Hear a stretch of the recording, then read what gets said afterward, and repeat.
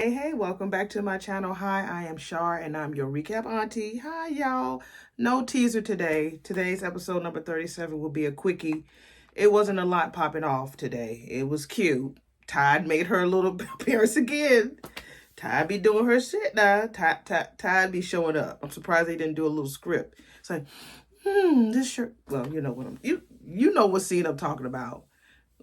We'll talk about it a little bit. But hey, y'all, welcome to my channel. Hi, I'm Shar, and I am here to do episode number 37 for Beyond the Gates recap.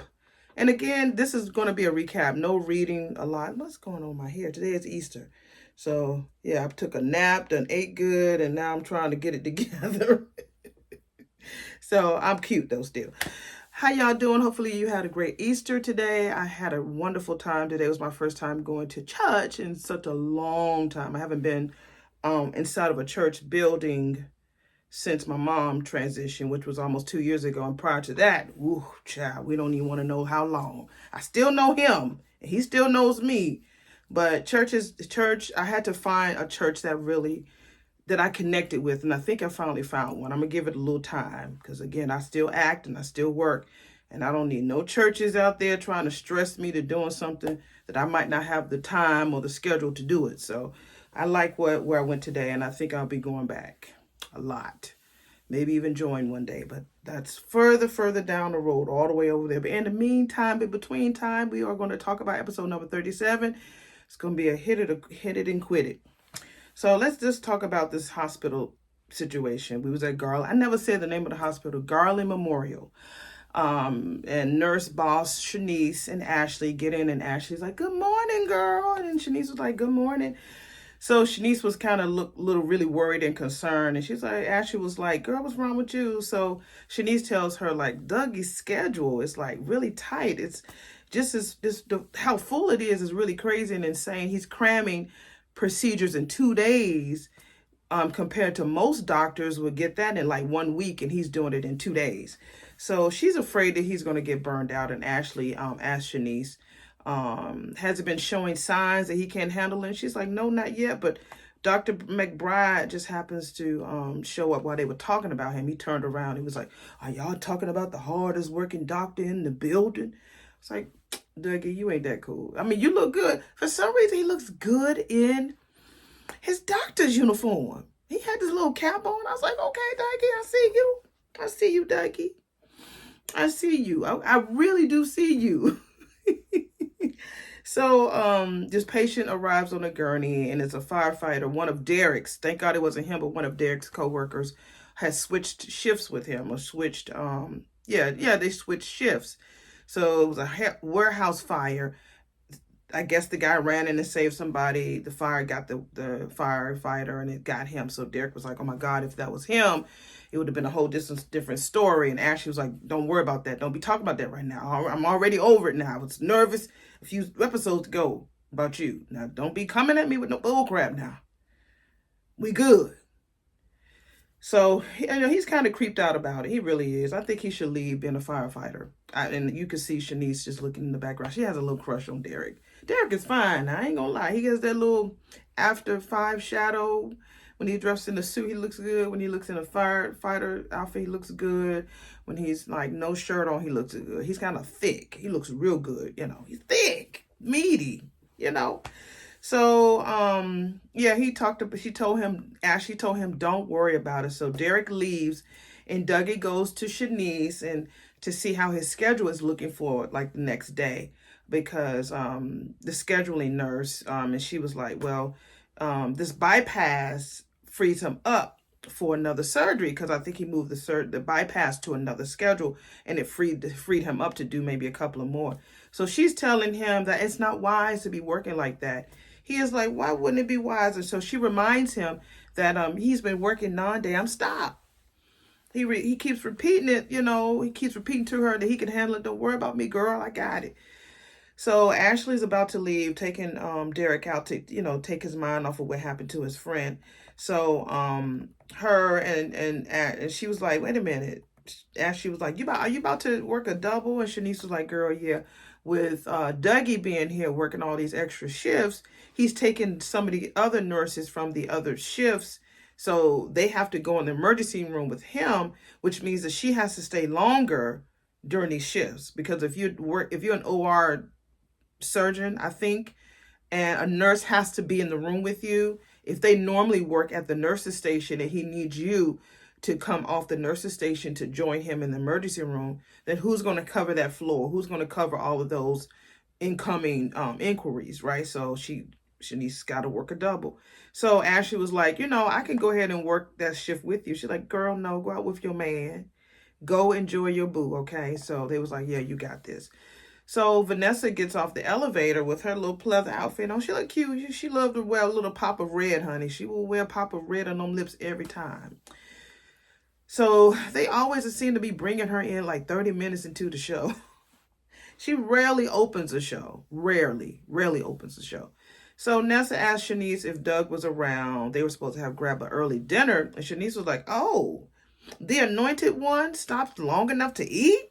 So Nessa was like, excuse me? And so Shanice was like, oh, girl, I'm sorry. I guess I was out of line. I'm sorry about that.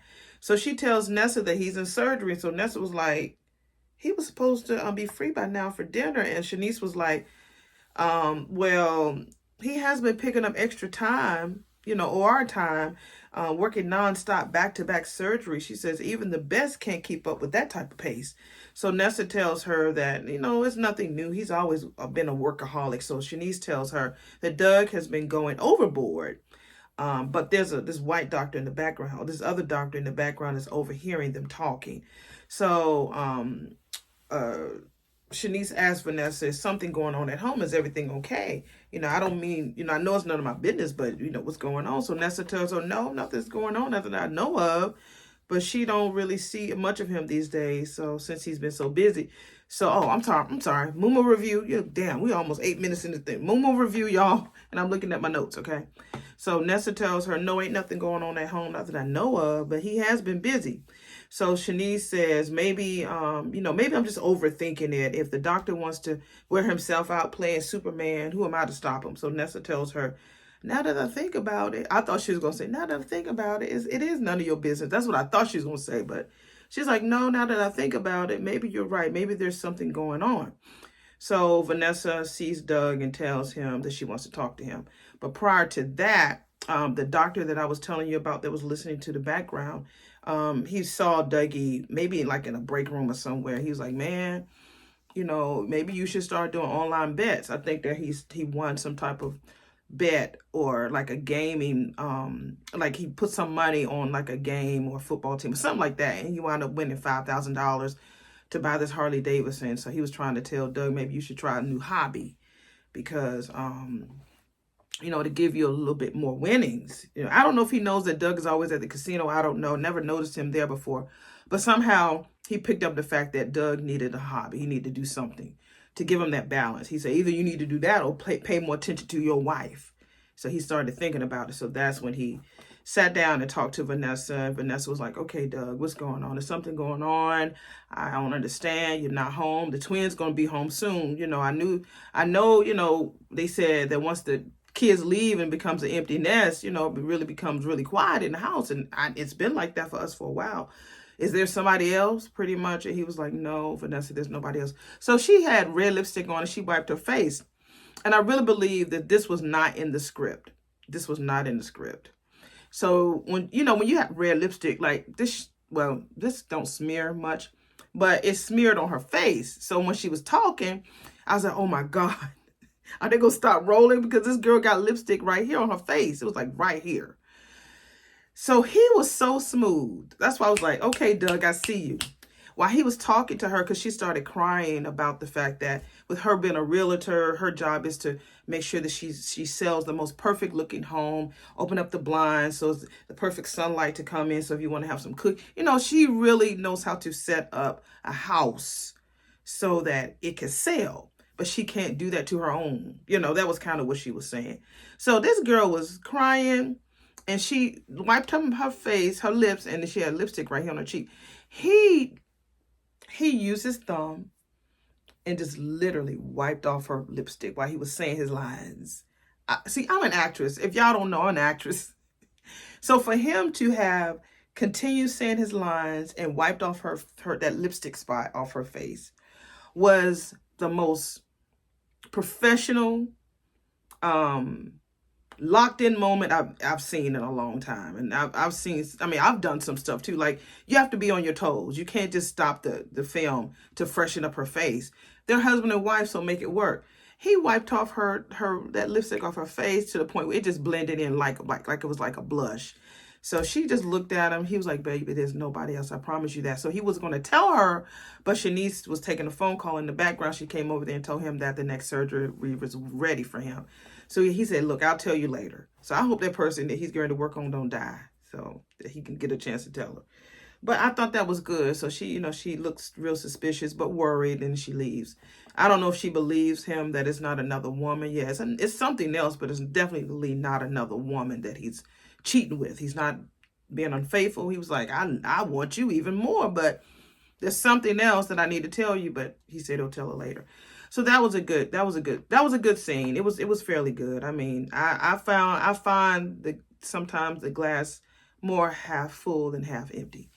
Okay, Chelsea, Kat, and Samantha, they're over at the model house that's on Danny's property. Samantha comes there. I guess they was trying to do this dance challenge on TikTok or whatever. It looks like it was Single Ladies from Beyonce. That's been years ago. Kat, poor baby. She got 2 left feet. That girl can't dance. She ain't slept with nobody, and she can't dance. Poor baby. They really sheltered that girl. And she dresses very retro. She's not hoochie at all. She's very business retro. She's real cute how the way she dresses. So Samantha comes there, and she does the dance like she just knows it. She practices it. Of course, she's 16, so she knows all the dance moves and stuff. So Auntie, because Kat is an auntie. Auntie was like, "Girl, wait a minute. When did damn school let out? Because you got over here real quick." So Samantha was like, "I quit school." They was like, "You what?" She's like, "Girl, I'm just kidding. Our principal had called an assembly in last period, and I just didn't feel like staying." She was like, "Okay, this was a right time for me to skedaddle," and that's what she did. She left. She's, "I'm doing great in school. I'm not missing any classes. I wanted to know what it felt like to, be wild a little bit, play, just not go to school." So they went over there, and so she told them that, she really is still interested in being a model, and she's going to do it whether her dad likes it or not. What about Smitty? Smitty says she's a natural. He's really supportive. But, of course, if Martin is not going to believe in her or not want to go through with it, then Smitty's not. So Kat thought of a really great idea. Since they have the purse collection, why not let her be the face of it? Like, go behind the scenes of how she's becoming a model, but yet they're doing some behind the scenes work on the purse and how they get ready to do all these different accessories and outfits and stuff. And eventually she'll be the actual face for them, that their brand. So they're gonna slow walk her. They're not gonna shove it in her face. And they thought it was a good idea. Hopefully Martin will go for it, but me and Aunt Martin, who knows, honey, who knows. But that was about it. They had a really good sisterly moment. Martin and Smitty just go back and forth about why did he talk to the principal. And that's when Tyrell came home and was like, "What the fuck do you do, Dad?" And he was like, "What you mean?" Like, the principal called us into an assembly to talk about cyberbullying. That's the same assembly that Samantha left because she was trying to get over there and talk with Kat and Chelsea. So the principal talked about cyberbullying. If it's you're gonna get expelled. So the kids are still bullying him even more because they know that it was him or his father who did it. They said that old Tyrell is being babied by his Congressman Pappy, and he blames Martin and Smitty for that. Martin was like, "Don't blame Smitty. It was my idea. I was the one by myself who went and talked to your school principal last night about what happened." So they go back and forth about whose pain is worse when it comes to bullying. So Martin tells him that, there's no more worse pain than what I had to go through as being a gay Dupree. And in Fairmont Crest, nobody wanted to be his friend. He was over there longing to be friends with people. He liked boys, but of course, a lot of the boys, he didn't know how to take them. And of course, the girls knew that he wasn't digging them. So he got bullied a lot. He got bullied a whole lot. And so Tyrell tells him, "Well, since you went through that, I would assume that when I asked you not to do it, that I handled it by myself. I'm sure you handled it by yourself without, your father and stuff, which he did. He said, I went through it and I was able to, press through it and everything. So Tyrell was like, you should have believed me when I said I got this, instead of you trying to control it. So he goes on to this story about how the kids at school remember how he and Samantha used to be. Remember, they were just adopted by Martin and Smitty not too long ago. So a lot of the kids know where they came from. I think they struggle. They really struggle because Samantha says the same thing, that she had to really be his ride or die, like protect him. Like, if anybody gonna get in trouble, it's gonna be me first. You're not gonna get on Tyrell. So they already knew how to handle a lot of stresses and a lot of bullying already. But with Martin and them coming in like Superman, wanting to go in and swoop up and save them, they're not used to that. They're not used to somebody coming in there and doing that shit. They want to handle it themselves. So Tyrell leaves, gets mad, and you need to stop trying to run interference for them. When he asked you not to, that's not cool. So Martin tells him that he only did it to protect him, because he didn't want him to be dealing with in this bullying silently and alone. And again, he told him, Tyrell was like, you did that, so let me do it. So anyway, Tyrell leaves. Let's get to him leaving. Everybody goes to Orphe Jeans. When I go on the show, y'all better feed me some Orphe Jeans biscuit, okay? I want mine with butter and and honey. All right. So Smitty and him talk about, what they might need to do. But anyway, while Tyrell is at Orphe Jeans, this cute little girl comes in. Her name is Jessica. Remember, that's the prettiest girl in the school whose boyfriend took a picture with Tyrell's phone and sent her the picture of him in his chessboard drawers.